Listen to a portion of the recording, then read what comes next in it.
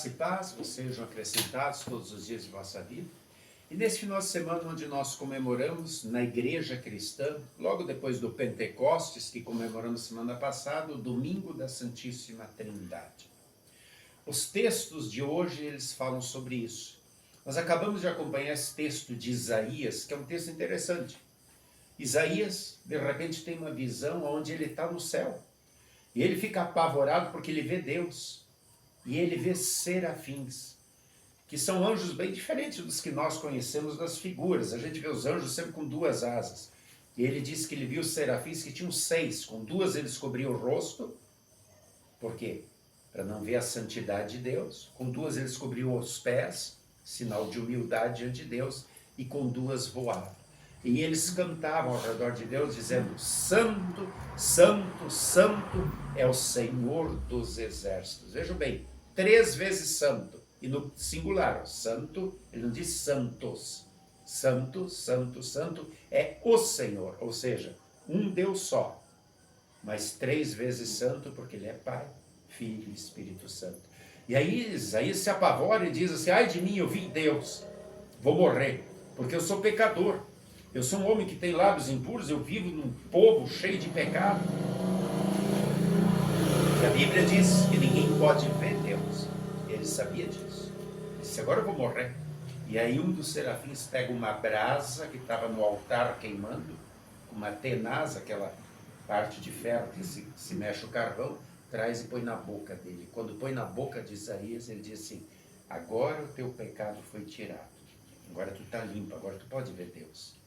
E aí Deus pergunta: a quem eu vou enviar para falar de mim, para falar a minha palavra? E aí Isaías, agora que está limpo do pecado, agora ele também está disposto a servir Deus. E diz: eis-me aqui, envia-me a mim. Nós também não temos como ter perdão dos pecados por alguma boa obra, por alguma conquista, por algum mérito que a gente faz.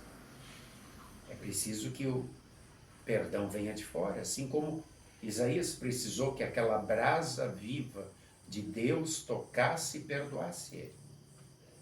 Como é que é perdoado o nosso pecado? O perdão também vem de Deus.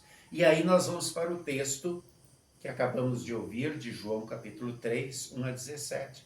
Onde o velho Nicodemos, um líder fariseu, quer conhecer Jesus, mas ele tem medo dos outros fariseus. Ele vai à noite e diz: olha, a gente sabe que tu veio de Deus. Ninguém faz esses milagres se Deus não estiver com ele. E aí Jesus diz: olha, se você quer ver Deus, você precisa nascer de novo. E ele: como é que é isso? Como é que um homem velho vai voltar para a barriga da mãe e nascer de novo? Eu não estou entendendo. Ele diz: pô, até tu é mestre, tu é professor, não está entendendo? Ele sim tem que nascer da água e do Espírito. Ou seja, no momento que eu sou batizado, o Espírito Santo faz aquilo que aquela brasa fez com Isaías: lava o meu pecado. E aí eu recebo Jesus. E por isso o versículo 16 é tão importante. Deus amou o mundo de tal maneira que deu seu Filho unigênito para que todo que nele crê não pereça, mas tenha vida eterna. Ele não veio condenar o mundo, ele veio salvar. Agora, como é que eu vou crer? Eu creio porque essa fé é dada através do poder do Espírito Santo.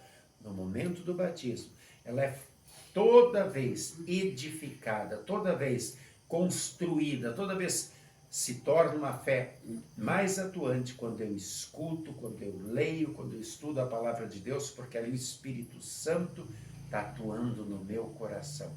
E quando eu recebo esse perdão, quando eu sou feito filho de Deus através do poder do Espírito Santo, então também eu tenho condição de dizer para Deus: Senhor, eu estou aqui, envia-me a mim.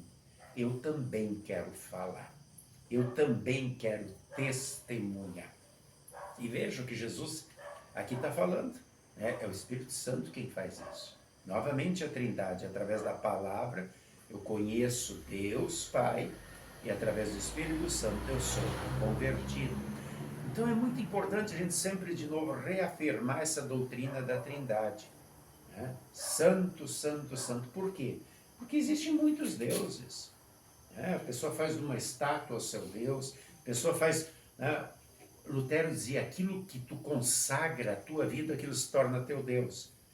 Hoje em dia, o Deus de muitas pessoas é o celular, porque ele não consegue viver sem o celular, está o tempo todo o celular, acaba sendo o Deus dele, vive só para aquilo. Então, existem vários deuses. Os orixás são deuses para certas pessoas, santos são deuses para certas pessoas, mas o Deus verdadeiro é só um. E ele quer ser conhecido dessa maneira como ele se apresenta na Bíblia. Um Deus só, que se manifesta, que se revela em três pessoas diferentes. O Pai, Criador. Por isso a gente pede sempre ao Pai que nos proteja, que cuide de nós. O Filho, aquele que veio, nasceu de José e Maria, se tornou carne para morrer pelos nossos pecados, derramou seu santo e precioso sangue para nos dar o perdão. E aí Jesus disse, eu preciso ir para mandar o Consolador, o Espírito Santo. E ele é o que nos consola, nos ampara, que está entre nós. É Espírito, a gente não vê. É santo porque é ele quem nos santifica. A Trindade fica bem visível no momento do batismo de Jesus. Quando João Batista batiza, a voz do Pai diz, este lá do céu, este é meu Filho amado em quem eu tenho prazer. E aí desce a pomba do Espírito Santo sobre Jesus. A Trindade está presente. Antes de Jesus subir ao céu, ele deu a missão para a igreja. Ide por todo o mundo, batizai todas as nações em nome do Pai e do Filho e do Espírito Santo. Nenhum maior, nenhum menor que o outro. O Pai, o Filho e o Espírito Santo. Novamente a Trindade presente. Quando Deus estabelece o culto através de Moisés, lá no Antigo Testamento, ele pede que Arão, o sacerdote, sempre abençoe o povo, dizendo, o Senhor te abençoe e te guarde.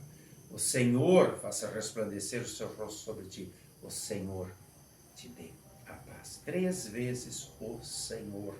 É um Senhor só, mas é Pai, Filho e Espírito Santo. O apóstolo Paulo, quando dá a sua bênção para a igreja de Corinto, lá em Corinto, 2 Coríntios 13:13, ele diz assim, o amor de Deus, a graça do nosso Senhor Jesus Cristo e a comunhão do Espírito Santo. É Deus quem nos ama, quem nos cria, que cuida de nós. A graça, o perdão é dado por Jesus, ele deu sua vida. E quem nos mantém em comunhão, unidos como igreja, através da palavra, através do batismo e da Santa Ceia, é o Espírito Santo. Então, sempre, de novo, precisamos reafirmar essa doutrina, que é a doutrina da Santíssima Trindade, onde Deus está conosco. E em 1 João, capítulo 5, versículo 7, tem um texto maravilhoso que diz assim, no céu está o Pai, a Palavra e o Espírito Santo, e os 3 são um. Jesus é a Palavra, ele é o Verbo que se fez carne e habitou entre nós. Então o Pai, Jesus e o Espírito Santo são um.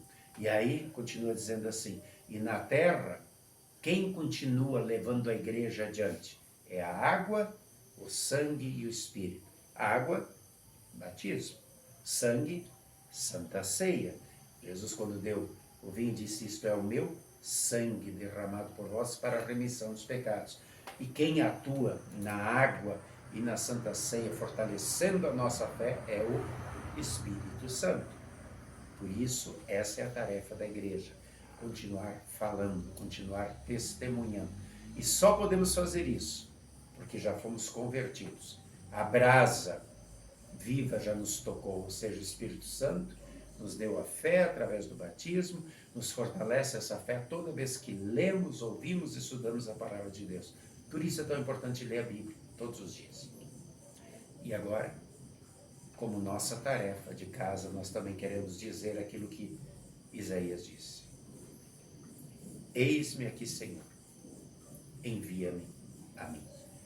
Que a gente possa, ali onde estiver, sempre falar do que aconteceu conosco, dessa transformação, e do que pode acontecer com aqueles que chegarem a crer através do Espírito Santo. Porque só dessa maneira nós também, como profeta, um dia veremos a Deus. Fomos purificados, continuamos sendo toda vez que confessamos nosso pecado, recebemos a absolvição, e também vamos na Santa Ceia, porque a nossa carne ainda tem malícia, tem ódio, ciúme, inveja, raiva, egoísmo, maldade. Então a gente sempre de novo precisa desse perdão que vem de fora, que é Deus quem nos dá, através da absolvição, através da Santa Ceia. É um constante renovar-se através do poder do Espírito Santo e da sua palavra. Que o Pai, o Filho e o Espírito Santo nos guardem firmes, em comum união, como sua família, como sua igreja, até o dia estarmos na glória eterna. E enquanto isso, possamos nos dispor a falar e a testemunhar. É o que Deus espera de nós. Que assim seja. Amém. Amém. E a paz de Deus, que excede o entendimento humano, guarde nossos corações, nossas mentes, em Cristo Jesus, para a vida eterna.